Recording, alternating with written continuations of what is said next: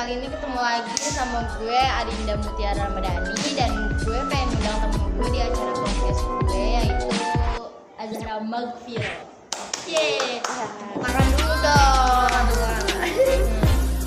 Lu katanya mau cerita apa ya? Pesan dulu gak bisa asik. Ini sesama geng Sumbi.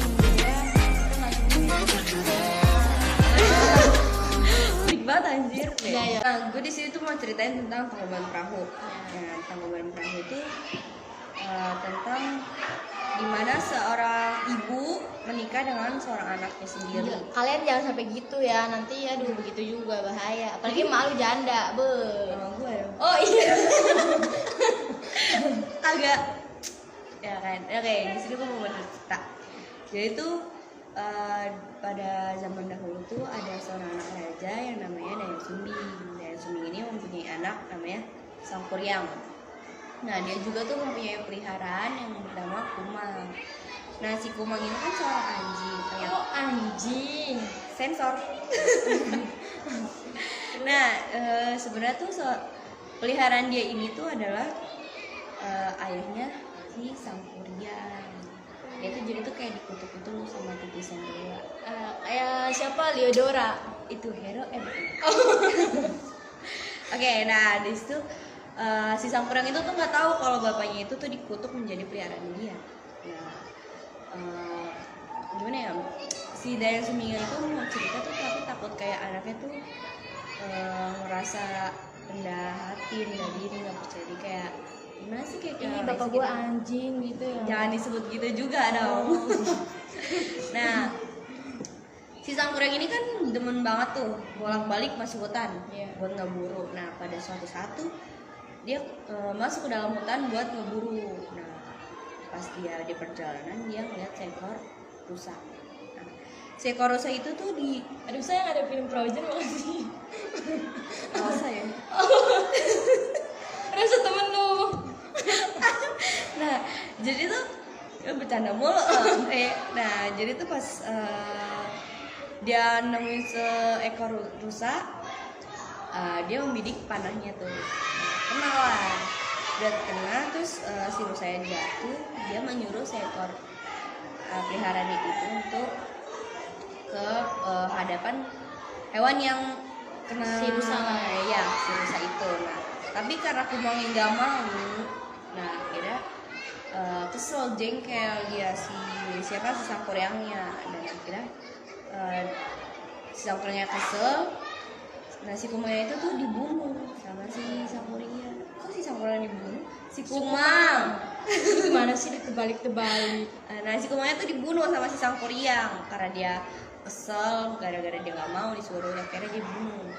Udah dibunuh, udah dia lain di cabi-cabi. Nah, dia pulang dengan bangganya tuh dia bawa hati jantungnya. Kalau kata kita hati ampela, kalau dia hati anjing. Nah. Ya semacam gitulah. Dibawalah dia ke rumah nih, disuruh ke Dayang Sumbing masak, ke ibunya suruh masak buat santapan dia di rumah. Nah, ibunya tuh nggak nanya apa-apa karena kan kebiasaan Sangkuriang kan bolak-balik masuk hutan ngeburu, jadi ya udah sangkanya itu buruannya dia. Nah, terus pas udah dimasak, nah udah habis. Nah, selang beberapa waktu kemudian si mamanya Sangkuriang ini, si Dayang Sumbing itu nanya ke Sangkuriang, gimana sih Kumang? Nah, sebelum dia bertanya tuh si Dayang Sumbing tuh udah mencari di setiap tempat tapi nggak ada. Nah, terus akhirnya dia nanya tuh ke anaknya, Gimana abang lu gitu ya? di mana si Kumang gitu. Terus akhirnya tuh si Sangkuriang dengan pedenya gitu. Dengan pede dia cuma jawab, Sangkuriang wow, dia. Nah, akhirnya ibunya kaget, terkejut. Dan pas dia terkejut, akhirnya tuh ibunya tuh refleks, kan dia lagi pegang centang nasi. Malu ya. Udah getok.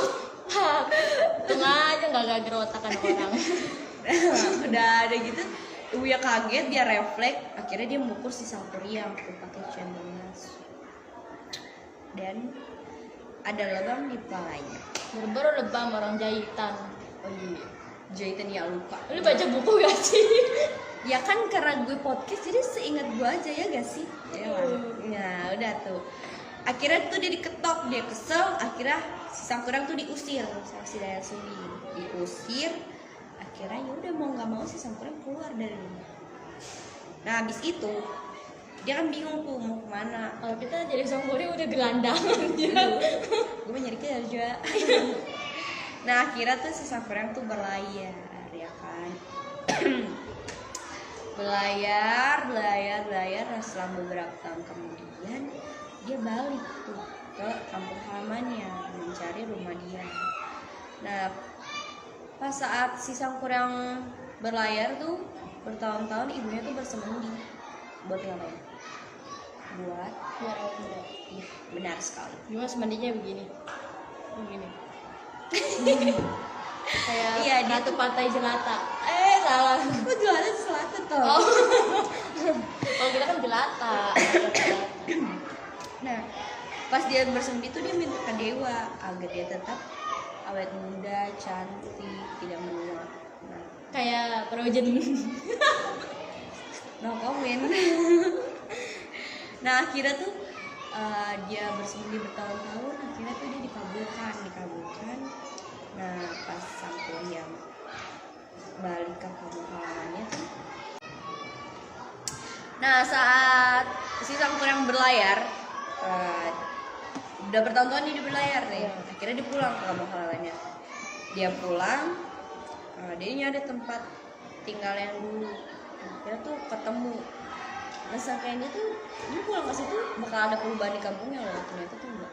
Nah, akhirnya dia nemuin rumah lama dia. Nah, seketika dia tuh berpas-pasan sama perempuan cantik banget Si Gila-gila. Frozen Widi. Si Daya Sumbing. Dia belum tahu Frozen Starpot, nanti gue kasih tahu. Gue gak ikutan. Nah, Terus pada saat dia berpas-pasan tuh kayak pandangan pertama gitu asik. nyanyi Gimana dong. sih? Pandangan pertama awal aku. Udah ada lanjut. Nah, skip ya. Ya, udah pas ketemu tuh saling jatuh cinta kan. Tapi dia tuh berdua nggak nyadarin kalau itu tuh adalah emak dan anak. Nah, setelah beberapa hari tuh dia ya udah menjalani kayak PDKT gitulah. Nah, Kayak anak muda aja. Nah pada suatu hari si Sangkuriang tuh mau berburu tapi ikat kepalanya tuh lepas. Nah disitu pas ikat kepalanya lepas si Daya Sumbing berinisiatif buat Masang. buat masangin ke kepala si Sangkuriang. Kayak adegan-adegan Bollywood ceritanya.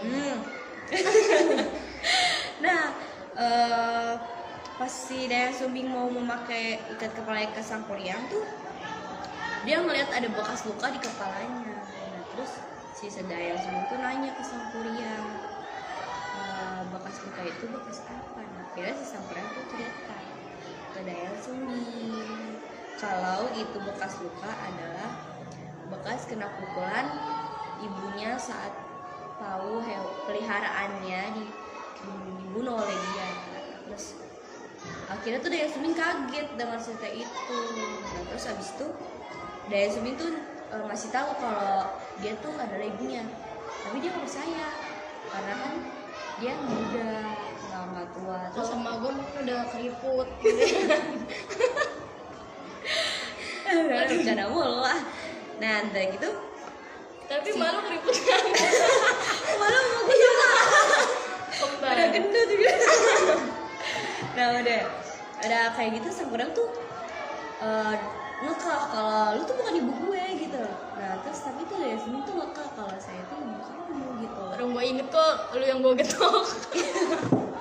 Nah akhirnya tuh karena Daya Sumbing tertekan dengan omongannya Sangkuriang yang enggak kamu tuh bukan ibu saya gini-gini gitu kan. Akhirnya tuh dia kan sempat Sangkuriang minta ngajak Daya Sumbing nikah. Karena Daya Sumbing tahu itu anaknya dia kan gak mau. Nah akhirnya karena gara-gara terpaksa dia minta 2 permintaan. Itu minta dibikinin danau sama perahu. Makanya bisa dijadiin namanya takben. Iya gitu. Nah, dia minta tuh permintaan itu dalam semalam selesai. Gila nggak? Gila banget sih, tapi karanya Sangkuriang itu bisa. Sarputa dibikin berapa lama ini? Aduh, nah Semalam. akhirnya si Sangkuriang tuh menyetujui.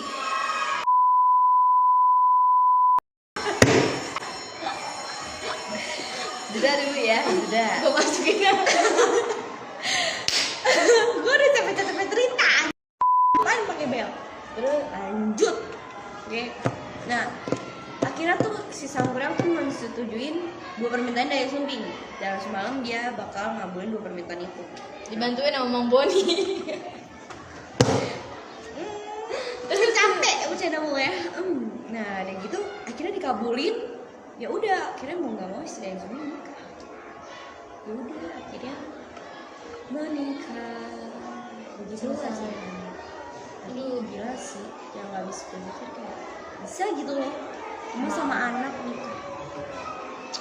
Ya, tapi logis aja sih karena kan emaknya Mbak Sumendi minta muda, jadi ya dia nggak tahu itu emaknya dan Iya. dia juga nggak percaya. Jadi Kayak projennya Sarput. dia Projen banget, dia lagi tergila-gila sama si Projen.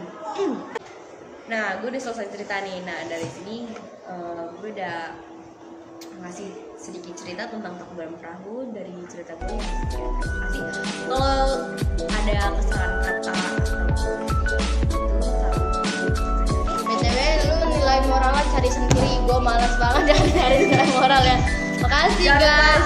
like, comment, dan subscribe.